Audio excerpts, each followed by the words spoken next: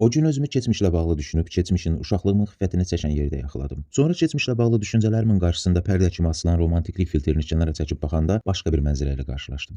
Mənim uşaqlığım, əslində demək olar hamının uşaqlığı indi xatırladığımız kimi səhra rənglərlə bəzədilməyib. Hamı uşaqlıqda xoşbəxt olduğunu deyir, amma hamımızın uşaqlığı travmalarla dolu deyilmi? Ailəmizin yaşadığı maddi problemlərdən, böyüklərin bir-birinə ədalətsiz davranmasından, uşaqların bir-birinə qarşı etdiyi qısnamadan doğrudan heç xəbəriniz olmayıb. Uşaq olduğumuz üçün ailəmizin üzə qaldığı problemləri həll etməyə qadir olmadığımız üçün heç mi özümüzü aciz hiss eləməmişik. Hamı köhnə dövrlər üçün darıxır, köhnə məhəllələr, köhnə mahnılar, köhnə telefonlar, hətta yeməyə bir tikə çörək tapa bilməmək, ayaqqabısı olmadığı üçün məktəbə gedə bilməmək belə insanlara estetik görünməyə başlayıb. Çünki insanın yaddaşı obyektiv işləmir, keçmişi montajlayır. Məsələn, söhbət qutaran kimi masanın ortasına yeni bir söhbət mövzusu açmaq üçün heyf deyildi o vaxtlar cümləsini tullayanda nostalgiyanın gətirdiyi kədər hissini kənara qoyub obyektiv şəkildə fikirləşək. O vaxt hər şey daha səmimi idi, hamı iç-içə yaşayırdı deyirlər. Bu əslində o vaxtlar nəzarət, ictimai qınaq daha çox idi, fərdlərin azadlığı daha da məhdud idi mənasına gəlir. Amma biz qonşumuz Fərman baba cibindən çıxarıb bizə mürəbbəli konfet verib deyə ancaq o konfetin dadını xatırlayırıq. Halbuki həmin dövrlərdə də insanlar yorulurdu, sıxılırdı, əzilirdi. Sadəcə zaman keçdikcə sistemin yaratdığı ağrılar yox, onların vizual izi qalır. Nostalgiya çox vaxt yaddaş yox, ideoloji filtrdir. Müasir insanın ən rahat sakitləşdirici dərmanlarından biridir.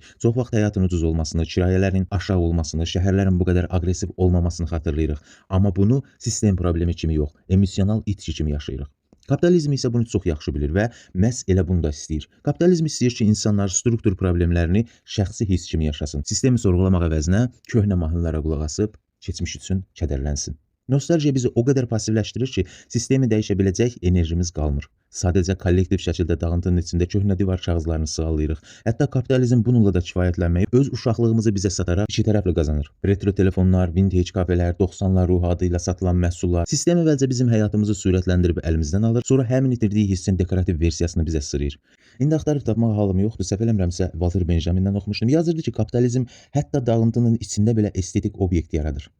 Nostalgiya da elə buna bənzəyir. İnsanlar artıq keçmişin özünü yox, onun estetikasını sevirlər. Çünki estetika təhlükəsizdir. Keçmişin ağrısını yox, rəngini xatırlamaq daha rahatdır. Nostalgiya çox vaxt siyasi şuuru emosional dominat çevirir. İnsan keçmişi düşünə-düşünə bugünkü istismarı normal qəbul etməyə başlayır. Nostalgiyanı tənqid eləmək üçün Zizekdən də sitat gətirə bilərəm, Adornodan da, Marksdan da. Amma çoğulluğa getməyək, götürək elə aşıq ədaləti. Görün keçmişi nostalgiyanı nə gözəl analiz eləyir.